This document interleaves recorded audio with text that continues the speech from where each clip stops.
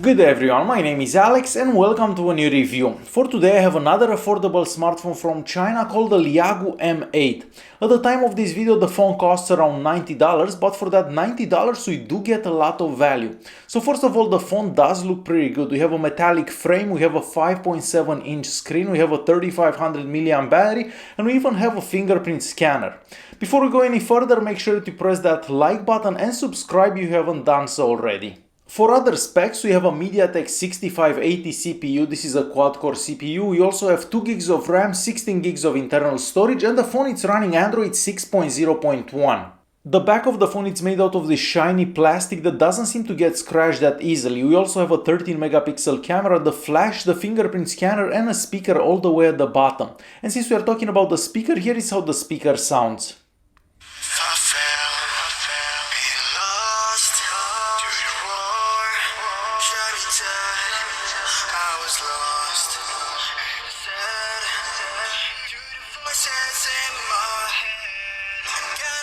The fingerprint scanner, even though it's accurate 10 out of 10 times, it is a bit slow to actually unlock the screen, so you'll have to get used to waiting a couple of seconds after you actually press the fingerprint scanner. The good part about the fingerprint scanner is the fact that you can actually use it for other functions, so you can take pictures with it, you can scroll in between screens and a whole bunch of other things. So a feature that you don't see for most smartphones these days. Behind the plastic back cover, we have a removable 3500 mAh battery, we have a slot for an SD card and 2 slots for 2 SIM cards. And since we are talking about SD cards, you can easily install an SD card as internal storage on this device. As for the internal storage, out of that 16 gigs of internal storage that comes with the phone, we only have about 11 left, and the speeds that I got for the internal storage, well, they're kind of low. Even though we have a 3500 mAh battery inside this phone, well, it's not as good as it sounds. So I was able to get about 3 hours of screen on time and about 12 hours of usage on the phone. So not the best. I did get better results with smaller batteries in the past. So we don't get the best results from that battery. And aside from that, it takes about 3 hours and a half to fully charge the phone from 0 to 100. So a long time to actually charge the phone since we don't have any fast charging available. As I mentioned before, the phone's frame is made out of metal. On the right hand side we are gonna find the power button and the volume keys, and these ones are also made out of metal, and on top we have the 3.5mm audio jack. The sound coming out of that 3.5mm audio jack on top of the phone, it's below average, so it doesn't get that loud and there isn't that much bass, but it is to be expected for a phone this cheap.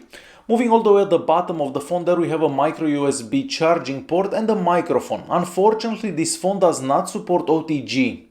On the front of the phone, starting at the top, we have a couple of sensors. We have the speaker and a 5 megapixel front-facing camera. Unfortunately, this phone doesn't have a notification light. As for the picture quality, as you'd probably expect, it's not the greatest. So if you take pictures in low light conditions, you can't really see anything in the pictures and the pictures are unusable. But if you have enough light, the pictures do turn out okay. Now moving to the 5.7 inch screen. So we have pretty large bezels all around the screen, and that makes the phone even bigger. The screen has a resolution of 720p, has nice and vibrant colors, but it doesn't get that bright. So if you take this phone outside, it's gonna be almost impossible to actually see the screen. The viewing angles on the screen are fairly good, so you can see the screen from any angle that you look at it, and the screen sensitivity, I would say that it is above average. Typing and playing games, it's done without any issue, and you can touch the screen in 5 places in the same time and the screen will register. The good part about the screen is the fact that it's covered by Gorilla Glass 4, so even if you're gonna try to scratch it, the screen is not gonna get scratched, and that's a very good thing. All the way at the bottom of the screen we have some on-screen buttons, and unfortunately there is no option in the software to actually change those buttons around, so I have to say that it is a bit annoying to actually have the multitasking on the right hand side. However, they didn't actually use the multitasking button as a multitasking button. They used the multitasking button as a menu button of some sort. So it is a bit confusing to actually use the phone.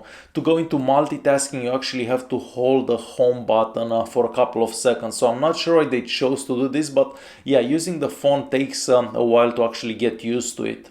Surprisingly enough, multitasking with that 2 gigs of RAM that we have available for this phone works very good, and I wasn't actually expecting that the multitasking would work that well.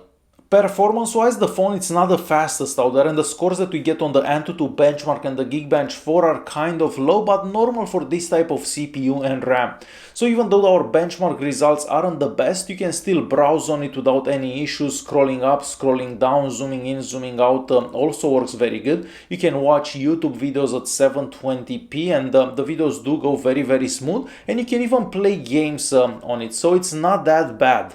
The GPS unit inside this phone takes a few seconds to connect to the satellites, and if you drive in between tall buildings, the phone will lose connection to the satellites and will have to reconnect afterwards. So keep that in mind, it's not gonna stay connected at all times.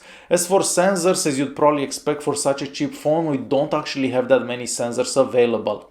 As for connectivity, this is a 3G only device, so you're not going to be able to connect to any 4G networks with this device, and we don't have dual band Wi-Fi either. The speeds that I got over Wi-Fi are very low for some reason, so even though I was close to the router for that test, yeah, the speeds over Wi-Fi are very low. And believe it or not, you can even make phone calls with this, and even though the call quality is great, the speaker here on top doesn't get that loud, so it is a bit difficult to actually hear whatever the other person is saying.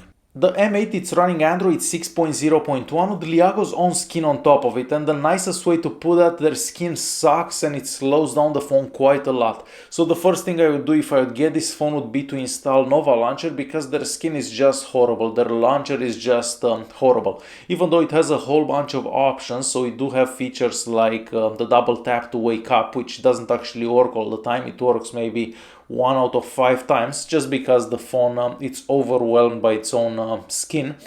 But there are so many other features that are kind of useless and nobody's gonna ever use, and I just wish they would have had stock Android running on this device, because it would be a decent phone that way.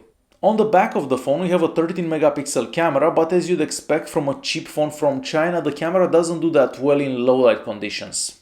The camera app, even though it looks quite nice and it has a whole bunch of features and options in there, it is quite slow to actually take pictures. So by the time you focus, by the time you take a picture, you have to hold your hand steady for quite a few seconds. So it's not the fastest camera app out there, but that was to be expected considering the CPU and the RAM that we have available for this device.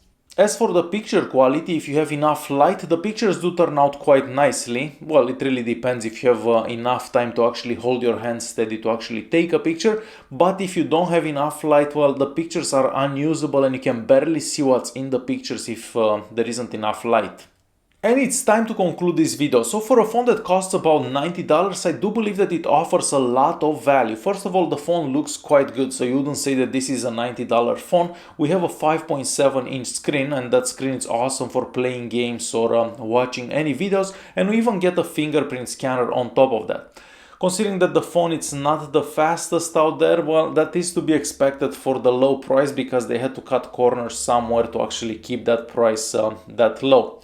Alright guys, hopefully you enjoyed this video. If you did like it, press that like button, don't forget to subscribe, and I'll see you in the next one. Thanks for watching.